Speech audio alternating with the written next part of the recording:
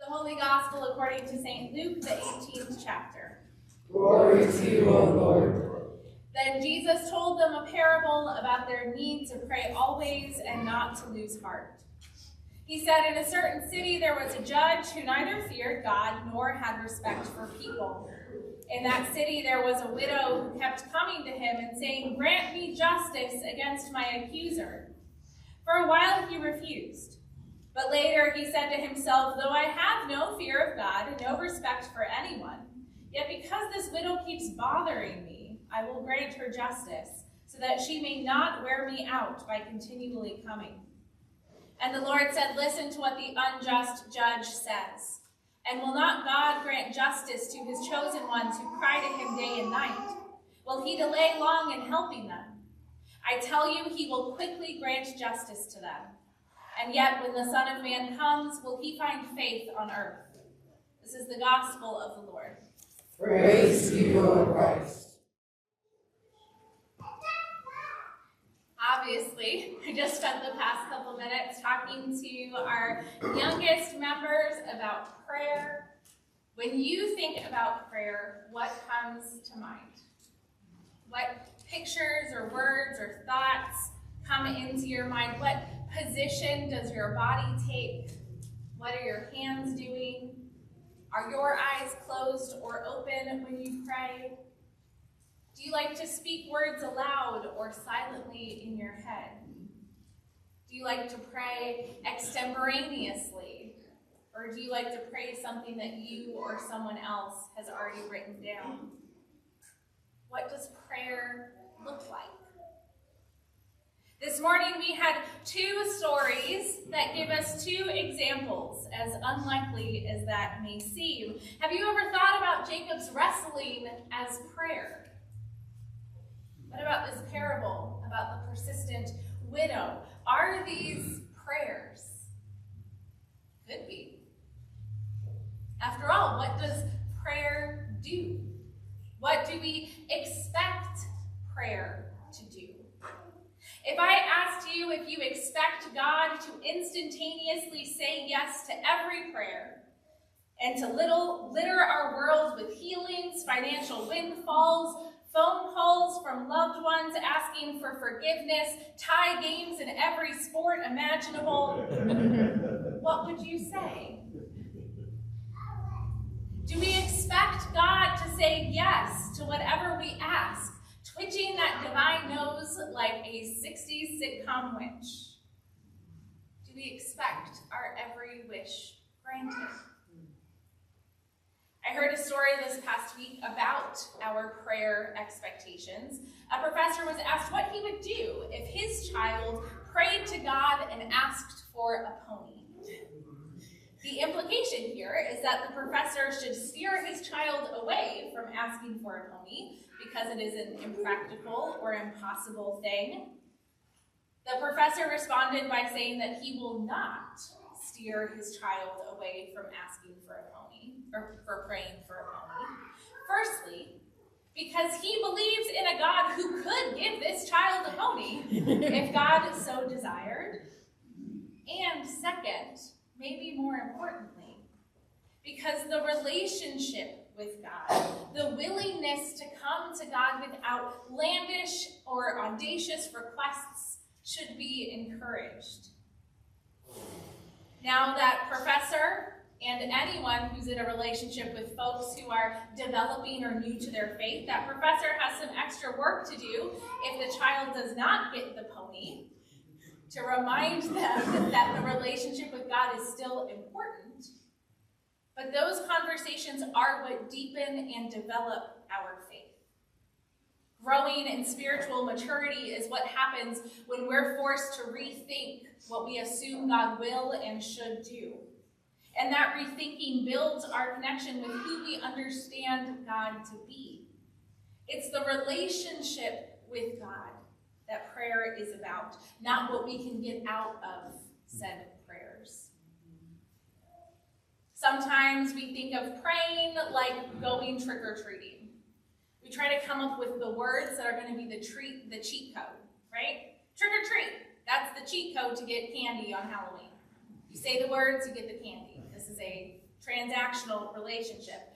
In prayer, we concern ourselves with phrasing our requests the right way. What's the right prayer to pray now? What words should I use? How should I approach God? We concern ourselves with the intensity of our language, with the emphatic nature of our repeated amens. But there is no correct phrase. There is no correct posture or correct location or style or physicality, because prayer is the relationship. Let's think back to those stories we've heard this morning. First, we have Jacob.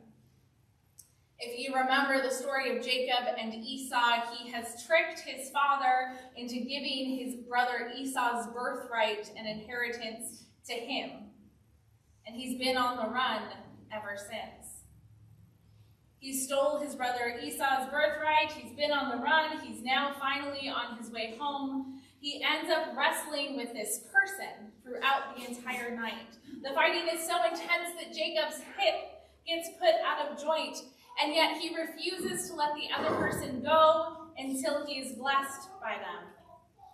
Finally, because Jacob is so stubborn and refuses to relent, God reveals just who Jacob has been wrestling with, and God changes Jacob's name to Israel. Then we also have this widow. She's being accused of something. We don't know what. But she knows that it is not a just accusation, and so her only recourse is to go to the judge and demand that the judge act on her behalf. She knows that he does not actually care about anyone, especially not her. But she figures that she will be such an annoyance, such a thorn in his side, such an unrelenting force to be reckoned with, that he will have no choice but to give her justice just to get rid of her. And it works. In both of these cases, Jacob and the widow, they have a request, a plea, a need to be seen and heard where they are. They will not be ignored.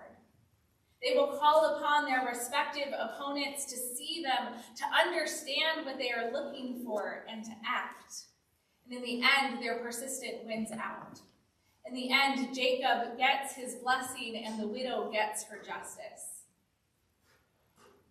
And yet we know that prayer does not always work quite like that, does it?